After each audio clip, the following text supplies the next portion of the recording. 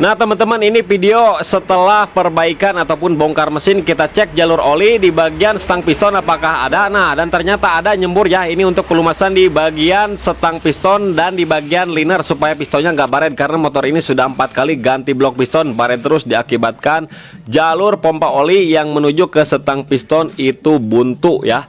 Nah, langsung saja kita proses pembongkaran. Kita cek apa yang menyebabkan buntunya itu. Kita lepas di bagian koplingnya dulu.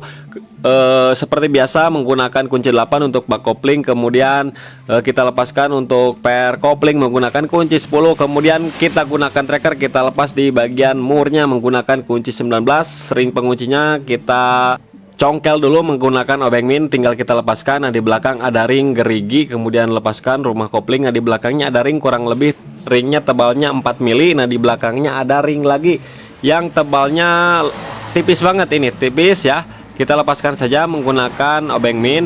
Kemudian di bagian mur kruk as kita lepaskan juga, kita tahan stang pistonnya. Murnya kita lepaskan menggunakan kunci 19, ada ring. Kemudian di bagian balancer, gigi balancernya kita lepaskan dulu untuk penguncinya menggunakan obeng min. Kemudian murnya kita lepas menggunakan kunci 19. Nah, di sini ada ring ya. Kita congkel aja menggunakan obeng min seperti ini. Nah, kemudian kita lepas dulu gigi primer, kemudian ada spi ya yang panjang. Kemudian gigi balancernya kita lepaskan yang di kruk as. Kemudian gigi balancernya kita lepaskan nanti. Nah, ini kita lepaskan gigi pompa oli dulu. Nah, baru kita lepaskan gigi balancer. Nah, di sini ada sepi juga. Nah, ada sepinya pendek ya dan ring. Jadi hati-hati. Nah, jangan sampai hilang untuk spinya. Kemudian ada bos ya, bos kurang lebih 3 cm. Kemudian gigi engkol kita lepaskan dulu, kita lepaskan pernya menggunakan obeng min, baru kita lepaskan. Nah, udah terlepas. Kemudian gigi engkol yang di sini kita lepaskan dulu, kita menggunakan tang snap ring buka. Nah, kemudian ada ring ya kiri kanan di bagian giginya itu. Nah, jadi perhatikan ringnya jangan sampai hilang ataupun lupa ya. Nah, kemudian kita lepaskan lagi ring pengunci ya, snap ring. Nah, kemudian setelah itu tinggal kita lepas di bagian persnelingnya, kita copot aja. Nah, udah terlepas. Kemudian kita lepas bagian magnet. Seperti biasa menggunakan kunci 8 untuk baut bloknya kita lepaskan. Kemudian mur magnet kita lepaskan menggunakan kunci 17. Kemudian sediakan tracker nomor 9. Nah, di bagian gigi starter ada ring ya. Nah, kita gunakan tracker nomor 9, murnya kita pasang ya. Murnya kita pasangkan dulu, baru kita kencangkan trackernya. Nah, dan udah terlepas untuk magnetnya. Tinggal kita lepas lagi murnya.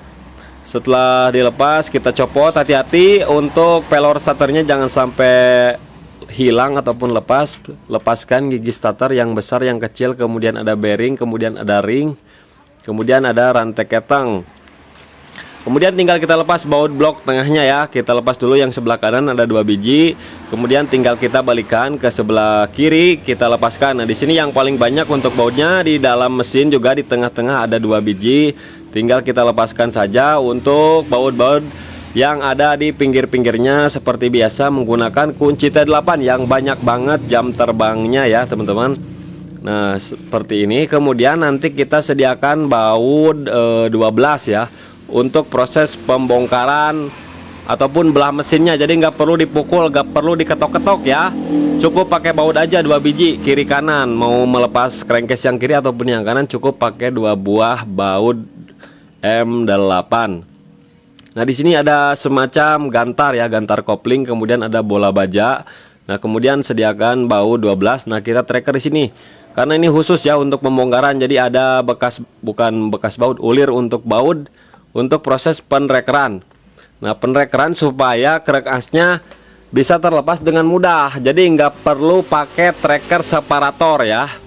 Mau pakai tracker separator boleh, mau pakai tracker nomor 9 juga boleh, bisa. Mau pakai baut aja langsung dikencengin juga bisa, teman-teman. Kemudian jangan langsung dikencengin aja, tinggal kita pukul-pukul bagian asnya, as primer, as sekunder. Kemudian di bagian bintangannya itu posisikan netral ya. Jangan ke gigi 1 ataupun ke gigi 2. Soalnya apa? Kalau nggak posisi netral dia nyangkut. Jadi posisikan netral seperti ini. Nah, supaya bintangannya nggak kita lepas. Nah, setelah itu tinggal kita lepas bagian balancer. Kemudian kita lepas bagian gigi-giginya. Nah, di sini ada ring ya. Ada ring satu.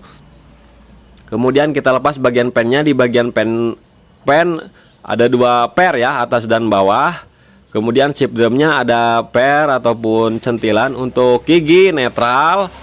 Jadi jangan sampai lupa nanti. Kemudian kita lepas bagian sapit udang. Nah, kita lepaskan. Kita lepaskan aja semuanya. Kemudian gigi primer sekunder kita lepaskan ya teman-teman. Nah, pernya yang ketinggalan tadi dari pen ya. Nah, tinggal kita lepaskan seperti ini giginya. Nah, seperti ini. Nah, di bawahnya ada ring lagi ya. Di bawah ring. Jadi yang ada ring itu di bagian gigi sekunder ya, atas dan bawah. Kalau primer itu nggak ada ring. Nah, kemudian tinggal kita tracker.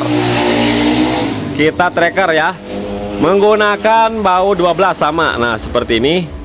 Jadi caranya sangat mudah sekali, praktis ya. Jadi kalau misalkan ini kan yang sebelah kiri lengket ya, jadi nggak bisa dilepas menggunakan tangan, harus ada proses tracker. Nah, seperti ini.